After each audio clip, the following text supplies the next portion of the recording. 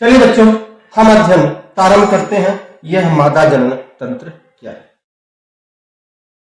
बच्चों, board exam 2022 के लिए पहला तो महत्वपूर्ण प्रश्न यही बनता है कि मादा जनन तंत्र का सचित्र वर्णन कीजिए। बच्चों, यह मादा जनन तंत्र का ठीक है चित्र बनाया गया है और इसके सभी अंगों का नाम भी लिखा गया है। जिस तरह से बच्चों हमने नर जनन तंत्र में देखा था कि दो प्रकार के इनके अंगों को बांटा गया था। पहला अंग था प्राथमिक लैंगिक अंग और दूसरा था द्वितीयक व सहायक लैंगिक अंग। तो प्राथमिक लैंगिक अंग क्या है बच्चों? तो मादा का प्राथमिक लैंगिक अंग अंडाशय होता है। और प्राथमिक लैंगिक अंग कहते किसे हैं बच्चों? प्राथमिक लैंगिक अंग वह अंग होता है जिस अंग में मादा युग्मक का निर्माण होता है, उसे हम प्राथमिक लैंगिक अंग कहते हैं। अब प्रश्न यह उठता है कि मादा युग्मक क्या होता है? तो मादा युग्मक बच्चों अंडाणु होता है, ठीक है। और अंडाणु का निर्माण कहां होता है? अंडाणु का निर्माण अंडाशय में होता है। इसलिए मादा का प्राथमिक लैंगिक अंग अंडाशय होता है। उसके बाद दूसरा जो होता है द्वितीयक व सहायक लैंगिक अंग। इस अंगों में मादा युग्मक का निर्माण नहीं होता, ठीक है। यह कुछ सहायक होते हैं, कुछ सहायता करते हैं, जिसे हम द्वितीयक व सहायक लैंगिक अंग कहते हैं, ठीक है। तो यह इनका चित्र बनाया गया है और इन चित्रों को बच्चों यदि क्रम से याद करेंगे तो यह भूलेगा नहीं। चलिए देखते हैं क्या क्या है इसमें। तो पहले हम लोग देखेंगे कि एक अंडाशय होता है, ठीक है, प्राथमिक लैंगिक अंग में। फिर उसके बाद द्वितीयक व सहायक लैंगिक में एक जोड़ी अंडवाहिनी होता है। गर्भाशय एक होता है, गर्भाशय ग्रीवा, ठीक है, एक जोड़ी में होता है। एक योनि होता है जिसको हम वेजाइना कहते हैं। बाह्य जननेंद्रिय होती है। एक जोड़ी स्तन ग्रंथियां होती हैं और बार्थोलिन ग्रंथियां होती हैं। तो यह जो नाम लिखा गया है, ठीक है, हम चित्र की सहायता से देखते हैं यह नाम कहां कहां है। तो देखिए, मैंने जो लिखा है बच्चों वह क्रम से लिखा है और उसी क्रम से आपको यहां याद करना है, ठीक है। यदि क्रम से याद करते हैं तो यह भूलेगा नहीं इनका नाम। तो यह डायग्राम बनाया गया है, चित्र बनाया गया है बच्चों। हम यहां से शुरू करते हैं, नाम को यहां से शुरू करते हुए हम यहां तक आ जाएंगे। चलिए, मैंने जो है क्या बताया कि जो है आपका प्राथमिक लैंगिक अंग क्या होता है? अंडाशय होता है। और अंडाशय बच्चों एक जोड़ी होता है, बाएं तरफ और दाएं तरफ, ठीक है। यह आपका एक जोड़ी अंडाशय होता है, यह अंडाशय। अंडाशय के बाद, ठीक है, आएंगे तो अंडवाहिनी होता है। एक जोड़ी अंडवाहिनी होता है। यहां से यहां तक या यहां से यहां तक की संरचना को क्या कहते हैं? अंडवाहिनी कहते हैं, या इसी को अन्य नामों से भी जाना जाता है, डिंबवाहिनी, इंग्लिश में फैलोपियन ट्यूब, ठीक है, या ओविडक्ट भी कहा जाता है अंडवाहिनी को। तो एक जोड़ी अंडवाहिनी होता है, ठीक है। अंडवाहिनी के बाद आएंगे तो एक जो है गर्भाशय है। ये देखिए, यह पूरा जो है, यह पूरी संरचना, ठीक है, इसको हम गर्भाशय कहते हैं। तो एक गर्भाशय होता है। फिर आपका जो है गर्भाशय ग्रीवा, एक जोड़ी गर्भाशय ग्रीवा है। गर्भाशय ग्रीवा के बाद आएंगे तो यह आपका जो है योनि है, वेजाइना है, ठीक है। उसके बाद यहां पर आपका बाह्य जननेंद्रियां है, ठीक है। तो इस तरह से इनके नामों को आप ध्यान से देखेंगे, यहां से शुरू करेंगे, ठीक है। तो अंडाशय, अंडवाहिनी, गर्भाशय, गर्भाशय ग्रीवा, योनि और बाह्य जननेंद्रिय। तो इस तरह से इनका फिगर बनाएंगे और इस तरह से इनके अंगों का नामकरण करेंगे। तो इस तरह का प्रश्न हो गया। चलिए अब इसके विषय में विस्तार से हम अध्ययन करते हैं, जिससे जो है बोर्ड एग्जाम 2022 में अति लघुत्तरी, लघुत्तरी या चाहे जिस तरह के प्रश्न आए बोर्ड एग्जाम 2022 या जो है आपका कोई भी नीट आदि एग्जामों में, ठीक है, हम कोई भी प्रश्न हो हम अच्छे से कर सकते हैं। तो चलिए हम अध्ययन शुरू करते हैं। पहला जो है, क्योंकि पता है कि मादा का जो जनन अंग है, प्राथमिक लैंगिक जनन, वह अंडाशय होता है। यह अंडाशय है बच्चों।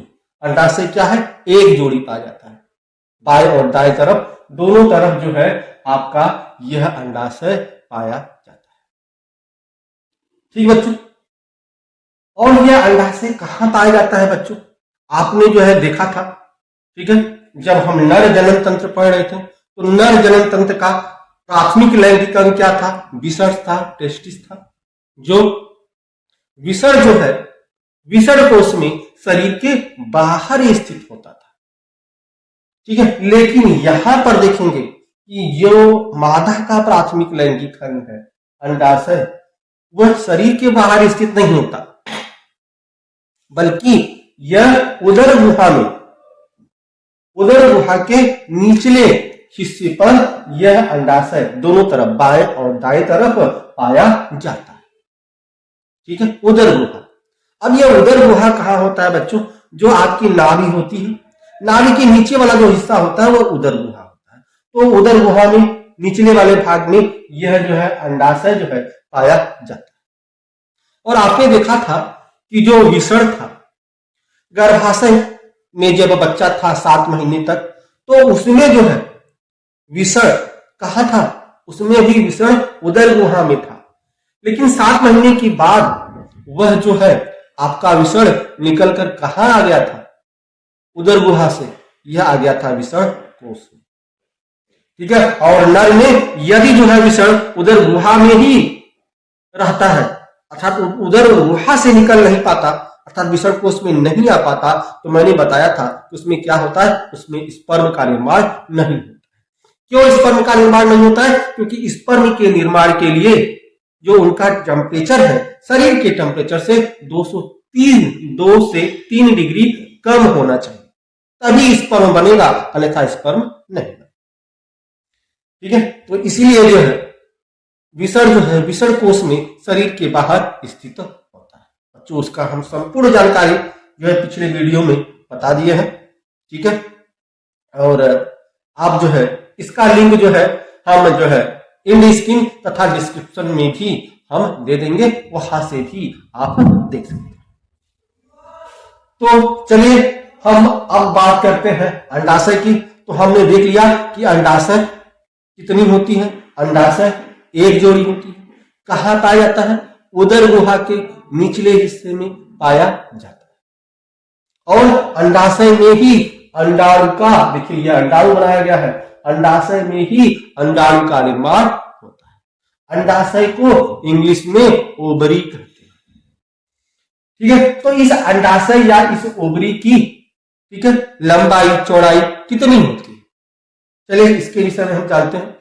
तो जो बच्चों यह अंडाशय है, ठीक है, इनकी लंबाई, अंडाशय की लंबाई जो है यह आपका 2 से 3 सेमी होती है। इनकी लंबाई अगर देखें तो इनकी लंबाई 2 से 3 सेमी होती है।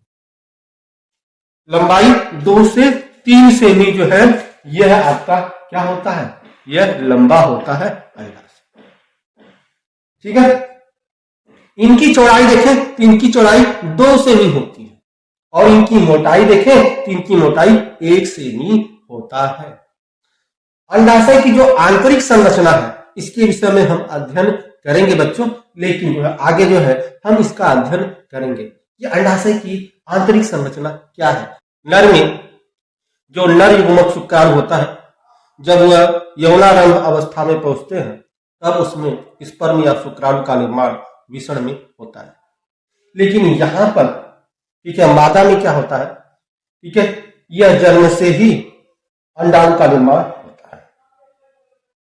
अब जब यह यौनारंभ में पहुंचते हैं तो यह अंडाणु परिपक्व होने लगता है और ग्राफिक पुटिका से यह फुटकर बाहर निकल जाता है, ठीक है बच्चों। और इस अंडाशय में क्या क्या होता है मैंने देखा। पहले इस अंडाशय में अंडाणु का निर्माण होता है। दूसरा क्या होता है? दूसरा, इसमें मादा हार्मोन्स भी स्रावित होता है। वह मादा हार्मोन्स क्या है, ध्यान रखिए, मादा हार्मोन्स क्या है? तो मादा हार्मोन जो होता है उसको स्टेरॉयल हार्मोन्स कहते हैं, ठीक है। और मादा जो हार्मोन्स है वह प्रोजेस्टेरॉन तथा एस्ट्रोजन होता है। क्या होता है? प्रोजेस्टेरॉन तथा एस्ट्रोजन। तो जो आपका अंडाशय है, अंडाशय में अंडाणु का निर्माण तो होता ही होता है, साथ में मादा हार्मोन्स का भी निर्माण होता है। वह मादा हार्मोन्स क्या है? प्रोजेस्टेरॉन और एस्ट्रोजन, ठीक है। इनका भी निर्माण आपका इस अंडाशय में होता है, ठीक है। और ध्यान रखिए बच्चों, मैंने बताया कि अंडाशय एक जोड़ी होता है, ठीक है। तो आगे आप पढ़ेंगे, या जो है अध्याय 1 में हमने अध्ययन किया है कि मासिक धर्म चक्र होता है, ठीक है। और मासिक धर्म चक्र में के दौरान जो दो आपका अंडाशय है, ठीक है, उससे एक ही अंडाणु बाहर निकलता है, एक ही अंडाणु बाहर निकलता है। क्योंकि देखिए दो अंडाशय है, ठीक है, तो एक इधर अंडाणु का निर्माण हुआ, एक इधर अंडाणु का निर्माण हुआ। आप सोच रहे होंगे तो क्या एक साथ दोनों अंडाणु का निर्माण होता है? नहीं बच्चों, ऐसा नहीं। आगे हम अध्ययन करेंगे, अभी अध्ययन करेंगे, ठीक है, कि इसमें जो है अंडाणु कैसे जो है बाहर निकलता है, ठीक है।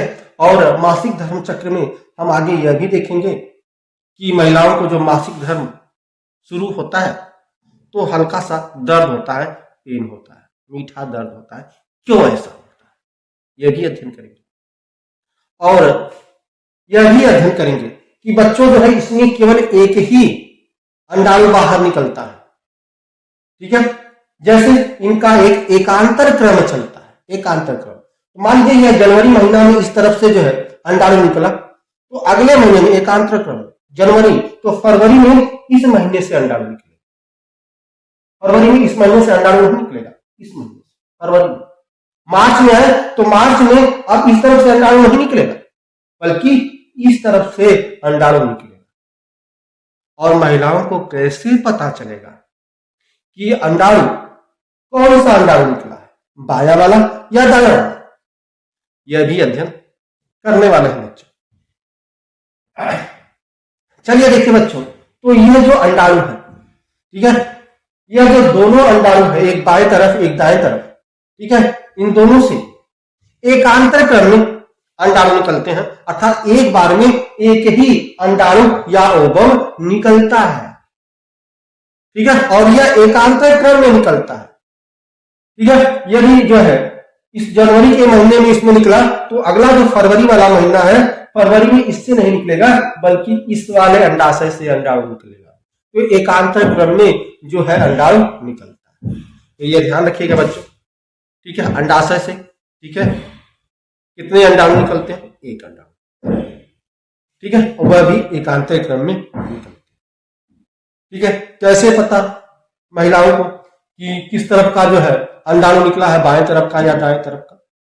तो बच्चों, जब मासिक चक्र जो है प्रारंभ होता है महिलाओं का, आपको पता है 28 दिन का जो है एक चक्र होता है, जो साइकिल होता है इनका, जिसको हम मासिक धर्म या आतो चक्र कहते हैं, या ऋतुस्राव भी कहते हैं उसको, ठीक है। तो जब ये चालू होता है, 28 दिन का इनका एक पीरियड होता है, तो महिलाओं को हल्का सा पेन होता है, दर्द होता है, मीठा दर्द होता है, हल्का। और आपको बताएं बच्चों हम कि यह जो अंडाशय होता है वह कहाँ स्थित होता है? उदर गुहा के नीचे वाले हिस्से।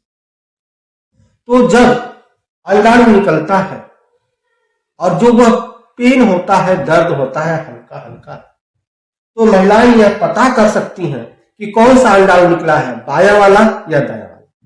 वह उनकी पेन या दर्द जो हल्का हल्का होता है, ठीक है, उससे वह पता लगा सकती है कि वह जो दर्द है, ठीक है, वह बाएं तरफ है या दाएं तरफ है। जो उदर गुहा है, ठीक है, नाभि के नीचे होता है, ठीक है बच्चों, तो वह जो दर्द है, ठीक है, वह बाएं तरफ हो रहा है, उदर गुहा के नीचे बाएं तरफ हो रहा है या दाएं तरफ, ठीक है। इस आधार पर यह पता कर सकते हैं कि कौन सा अंडाणु निकला है, बाया वाला या दाया।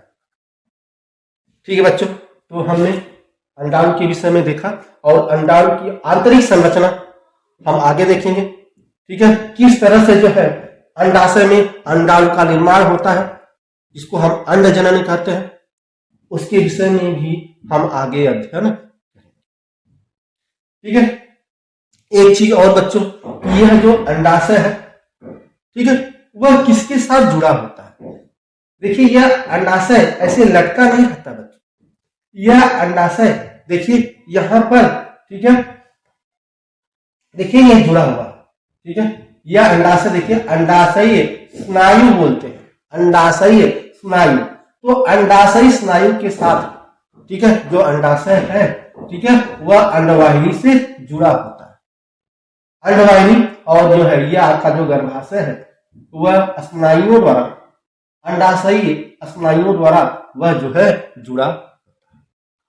ठीक है, और यहां देखिए ऊपर जो है, तो यह श्रोणि क्षेत्र होता है। तो यह अंडाशय जो है ऊपर जो है आपका अंडवाहिनी से, यह ऊपर वाले भाग में यह श्रोणि क्षेत्र से क्या होता है, जुड़ा होता है। यह खाली स्थान नहीं बच्चों, यह श्रोणि क्षेत्र है, श्रोणि क्षेत्र से जो है अंडाशय इधर जुड़ा होता है और इनके साथ जो है अंडाशय स्नायुओं के साथ यह जुड़ा होता है अंडाशय।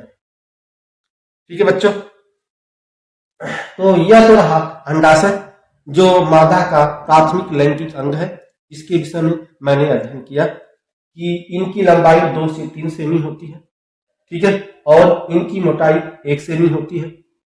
इनकी चौड़ाई कितनी होती है, 2 सेमी होती है। ठीक है, इस अंडाशय का, अंडाशय एक जोड़ी होता है, कहाँ स्थित होता है, उदर गुहा के निचले भाग में स्थित होता है। इसी में अंडाशय में ही अंडाणु तथा मादा हार्मोन्स प्रोजेस्टेरॉन तथा एस्ट्रोजन का निर्माण होता है।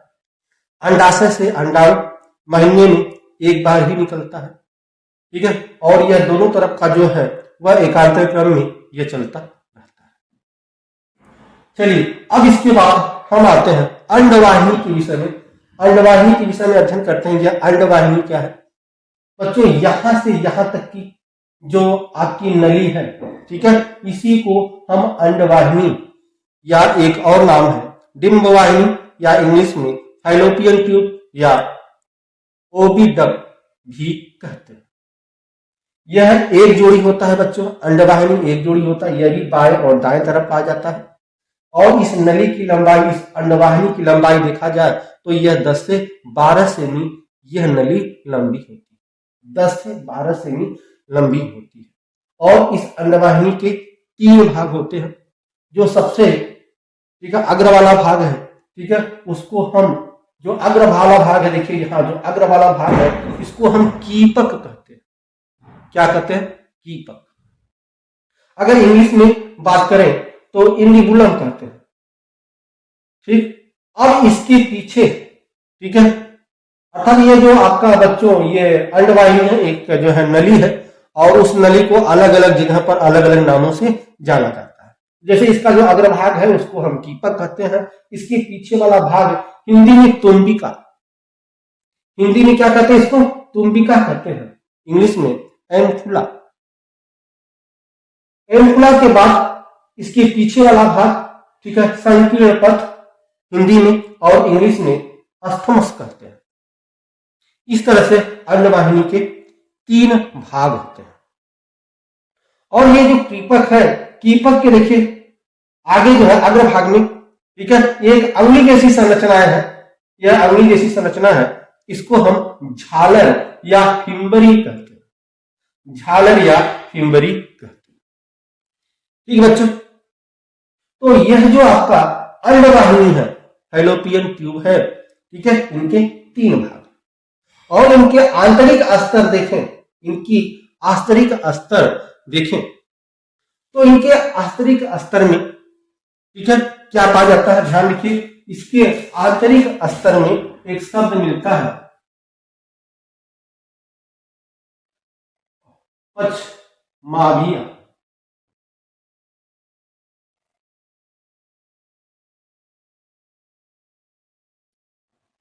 ठीक है। पक्षमाभिया यह पाया जाता है, ठीक है।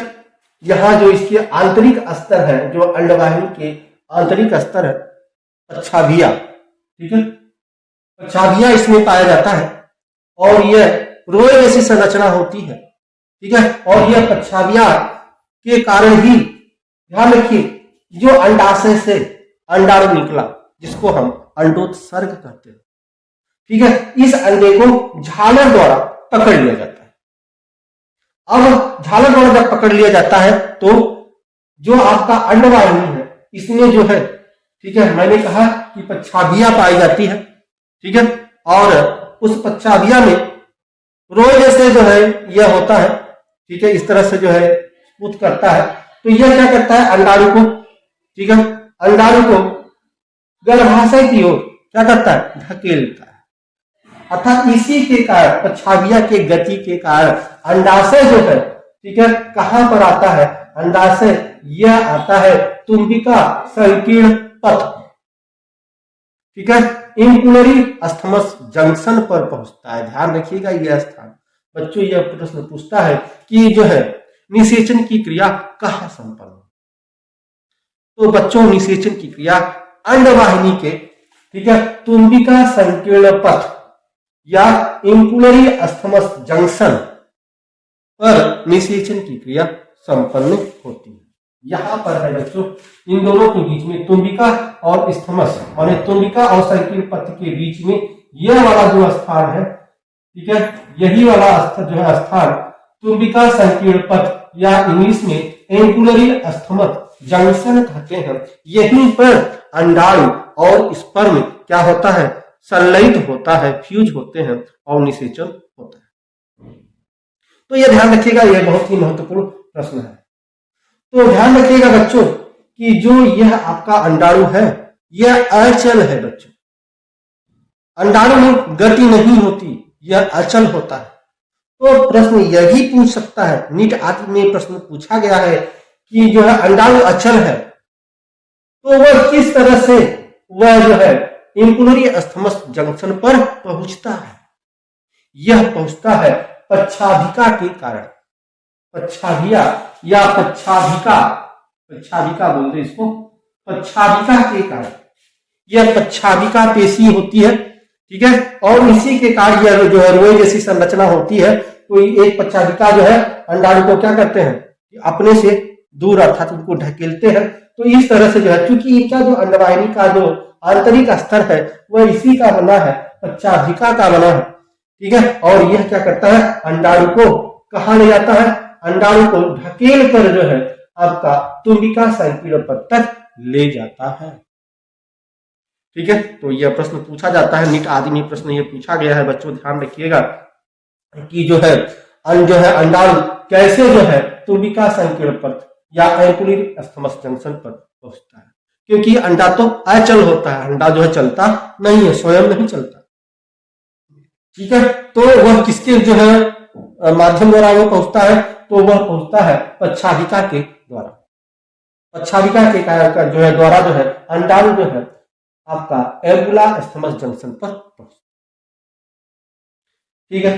तो हमने देखा, ठीक है, अंडवाहिनी के विषय में। तो अंडवाहिनी का कार्य क्या है, कभी पूछ लेता है कि अंडवाहिनी का कार्य क्या है।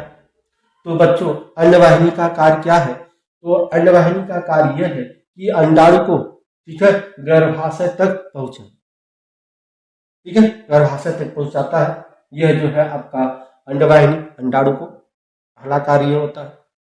दूसरा कार्य अंडवाहिनी में ही, ठीक है, मादा युग्मक और नर युग्मक दोनों संलयित होते हैं। तीसरा अंडवाहिनी में ही, ठीक है, जो अंडाणु होता है, ठीक है, उसको पोषण मिलता है, ठीक है। जब तक स्पर्म आ नहीं जाता, उनमें संलयित नहीं हो जाता, निषेचन की क्रिया संपन्न नहीं जाती, तब तक जो है उस अंडाणु को पोषण प्रदान करता है कौन, अंडवाहिनी या फैलोपियन ट्यूब।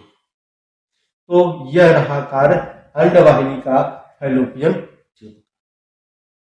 चलिए अंडवाहिनी या फैलोपियन ट्यूब के बाद हमने देखा कि जो है एक आपका पाया जाता है गर्भाशय। गर्भाशय या इसी को हिंदी में बच्चेदानी भी कहा जाता है। तो यह गर्भाशय क्या है बच्चों, ध्यान रखिए। अगर हम इस गर्भाशय की बात करें तो जो गर्भाशय है, ठीक है, गर्भाशय की अगर हम लंबाई की बात करें तो वह 8 सेमी लंबा होता है, ठीक है। और इनका जो है चौड़ाई की बात करें तो चौड़ाई जो है इनका लगभग 2.5 सेमी जो है इनका चौड़ा होता है, 2.5 सेमी में चौड़ा होता है। अगर इनके व्यास की बात करें तो 5 सेमी जो है इनका व्यास होता है, किसका, इस गर्भाशय। और गर्भाशय को इंग्लिश में यूटेरस भी कहते हैं, ठीक है। और यह जो गर्भाशय है, ठीक है, गर्भाशय में ही जो आपका यह अंडाणु है जब निषेचित हो जाता है, जाइगोट बन जाता है, तो जो भ्रूण है, ठीक है, इसी गर्भाशय की दीवारों पर आकर चिपक जाता है, इसको हम अंतःरोपण कहते हैं। और इसी गर्भाशय में, ठीक है, गर्भधारण होता है और 9 महीने तक शिशु का विकास होता है। तो यह जो आपका गर्भाशय है बच्चों, इस गर्भाशय में हम लोग देखेंगे कि इस गर्भाशय के 3 स्तर होते हैं बच्चों।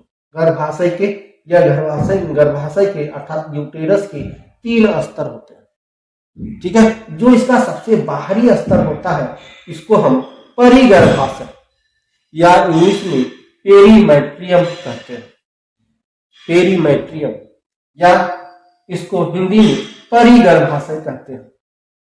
दूसरा जो इसके बीच वाला जो है होता है स्तर, उसको हम गर्भाशय पेशी स्तर या मायोमेट्रियम कहते हैं। तीसरा जो इसका सबसे अंदर की सतह होती है, ठीक है, उसको हम गर्भाशय अंतः स्तर या इंडोमेट्रियम कहते हैं। ध्यान रखिएगा बच्चों, ये तीनों स्तर बहुत ही महत्वपूर्ण है, ठीक है। यह जो आपका गर्भाशय का पेशी स्तर है, ठीक है, क्योंकि यह बीच वाला भाग होता है तो इसमें मसल होते हैं, मसल के यह पेशी जो है स्तर होते हैं, ठीक है। और यह पेशियां जो है, ठीक है, जब प्रसव होता है तो प्रसव के समय जो है यह बहुत ही महत्वपूर्ण होता है, ठीक है, क्योंकि इसमें संकुचन होता है। क्या होता है, संकुचन होता है, यह सिकुड़ता और फैलता है, जिससे जो है बच्चे का प्रसव होने में आसानी होती है। तो ध्यान रखिएगा, जो गर्भाशय पेशी स्तर है वो पेशियों की बनी होती है या मोटी होती है, ठीक है, मसल होते हैं इसमें। और जब प्रसव के दौरान जो है इसमें संकुचन होता है, ठीक है, और जिसके कारण जो है प्रसव में आसानी होती है। और सबसे महत्वपूर्ण जो स्तर है बच्चों वह है गर्भाशय अंतः स्तर। गर्भाशय अंतर स्तर पर ही जो भ्रूण है वह आके चिपक जाता है, ठीक है, जिसको हम अंतःरोपण कहते हैं।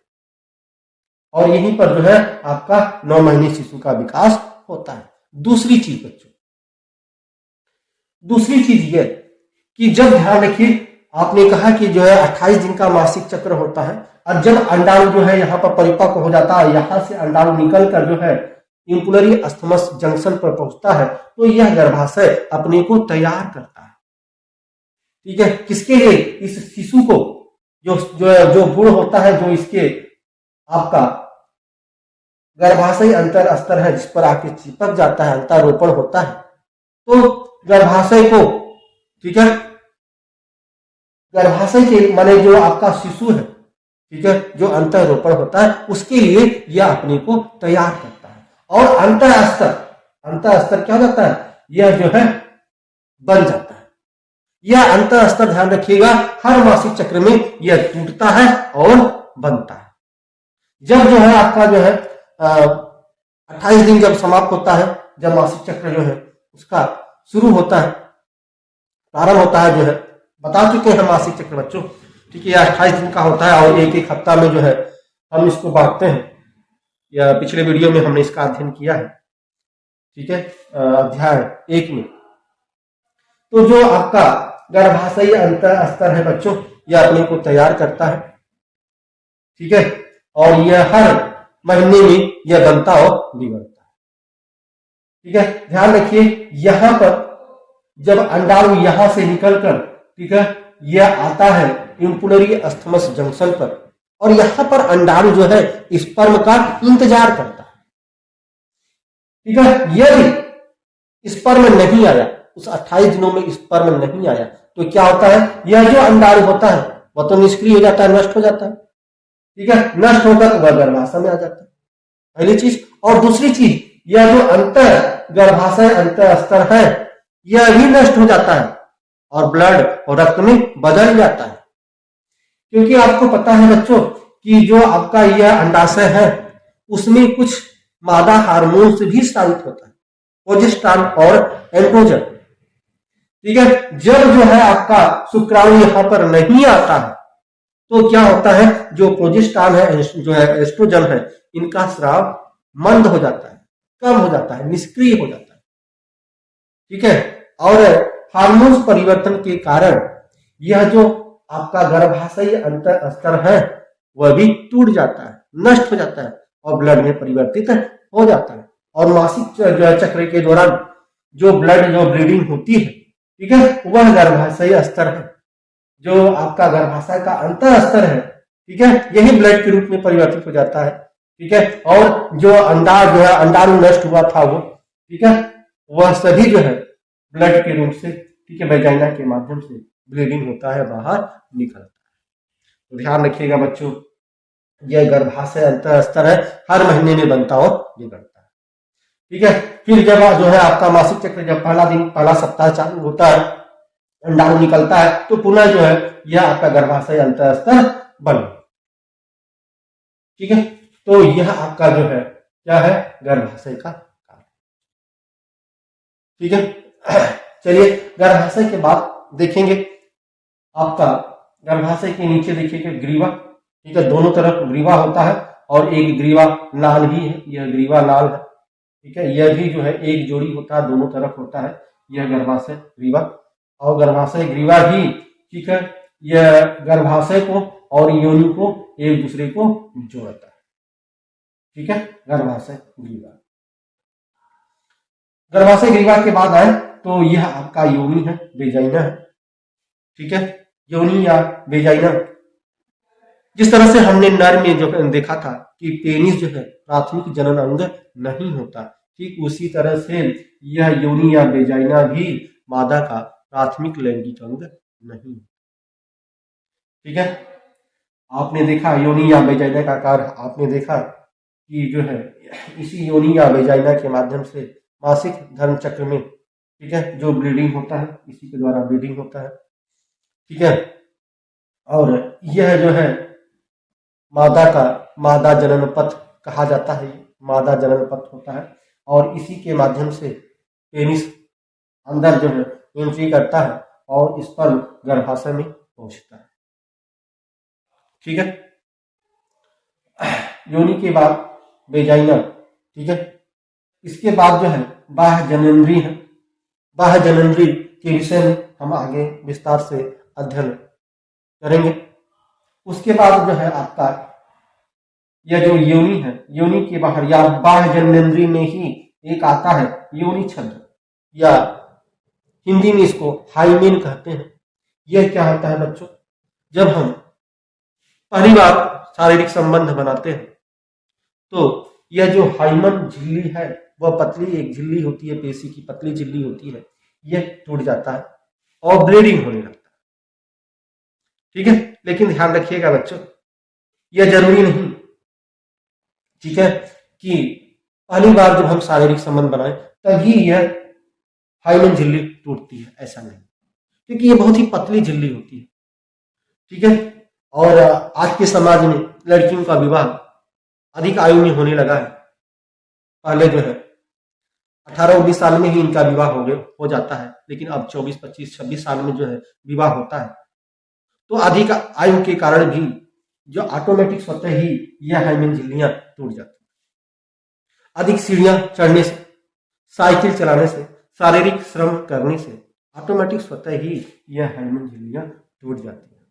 तो यह गलत फहमियां न पाले बच्चों। ठीक है, यह जरूरी नहीं कि पहली बार शारीरिक संबंध बनाया जाए तभी यह जो है झिल्ली टूटती है, नहीं। इस तरह की भ्रांतियां अपने दिमाग में न रखें और अपने अच्छे संबंध को खराब न करें, ठीक है। क्योंकि यह जो है बहुत पतली झिल्ली होती है, यह स्वतः भी टूट जाती है। उसके बाद जो है बच्चों, इसमें जो है एक जोड़ी हमने देखा कि एक जोड़ी स्तन ग्रंथियां भी पाई जाती हैं, ठीक है, जो मादा के वक्ष स्थल पर होता है। इसके विषय में भी हम विस्तार से अध्ययन करेंगे, ठीक है। बार्थोलिन ग्रंथियां, यह बार्थोलिन ग्रंथियां क्या होती है? तो बार्थोलिन ग्रंथियां जो है यही जो आपका योनि वेजाइना है या बाह्य जो जननेंद्रियां है, आगे हम पढ़ेंगे बाह्य जननेंद्रियां, ठीक है, उसी में यह आपका बार्थोलिन ग्रंथियां होती है। यह सेम के आकार की होती है, सेम के आकार की यह होती है, ठीक है। और इसमें जो है क्षारीय चिपचिपा पदार्थ स्रावित होता है, श्लेष्मा जो है।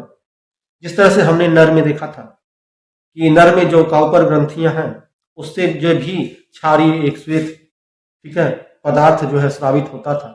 और वह पदार्थ क्या करता है कि जब आपका जो है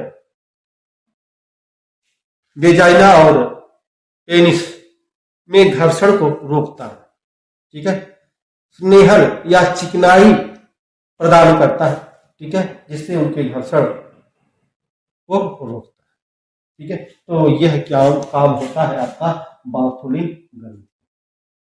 तो बच्चों इस तरह से हमने पूरा जो है जो मादा जनन तंत्र है इसके विषय में अध्ययन किया। तो ध्यान रखिएगा, मादा जनन तंत्र जो बोर्ड एग्जाम 2022 में है, यह प्रश्न आ सकता है कि मादा जनन तंत्र का सचित्र वर्णन करें, ठीक है। आपका अंडाणु के कार्य भी पूछ सकता है, ठीक है, और अंडाणु की आंतरिक संरचना जो हम आगे अध्ययन करेंगे, ठीक है। किस तरह से जो है अंडाशय में अंडाणु का निर्माण होता है यह भी हम आगे अध्ययन करेंगे, जिसको हम अंडाणु जनन कहते हैं। अंडा जो है आपका अंडवाहिनी, अंडवाहिनी का कार्य क्या है यह भी पूछ सकता है। यह भी हमने बताया कि अंडवाहिनी का कार्य क्या है, ठीक है। यह कार्य क्या है कि यह जो है अंडाणु को क्या करता है, गर्भाशय तक पहुंचाता है। और इसी अंडवाहिनी में, ठीक है, मादा युग्मक नर युग्मक क्या होते हैं, संलयित होते हैं। और यह अंडवाहिनी क्या करता है, अंडाणु को पोषण भी प्रदान करता है। गर्भाशय क्या है आपको पता है, ठीक है, कि एक गर्भाशय होता है। गर्भाशय की 3 स्तर होते हैं, तीनों स्तर के मैंने कार्य बता दिए। और इसी गर्भाशय में, ठीक है, गर्भधारण जिसको बोलते हैं, बच्चा 9 महीने तक यहीं पर उसको पोषण मिलता है। और इन सभी स्तरों से, ठीक है, उस शिशु के नए नए अंगों का विकास होता है। 9 महीनों तक इसका विकास इस गर्भाशय में ही। गर्भाशय के बाद हमने देखा कि ये ग्रीवा होता है, गर्भाशय ग्रीवा होता है। यह भी जो है एक जोड़ी में होता है। और यही गर्भाशय ग्रीवा जो है गर्भाशय और वेजाइना को जोड़ता है, ठीक है। और हमने वेजाइना का भी कार्य आपको बता दिया है, ठीक है। तो इस तरह से मैंने जो है पूरा जो है विस्तार से इसके विषय में अध्ययन किया। और अगले लेक्चर में बच्चों हम जो अध्ययन करेंगे वह अध्ययन करेंगे बाह्य जननेंद्रिय, ठीक है, तथा स्तन ग्रंथियों के विषय में अध्ययन करेंगे। यदि बच्चों आपका मेरा लेक्चर समझ में आता है तो इसको लाइक, सब्सक्राइब तथा दोस्तों में शेयर जरूर कीजिएगा। चलिए मिलते हैं बच्चों अगले वीडियो में, तब तक के लिए बच्चों धन्यवाद।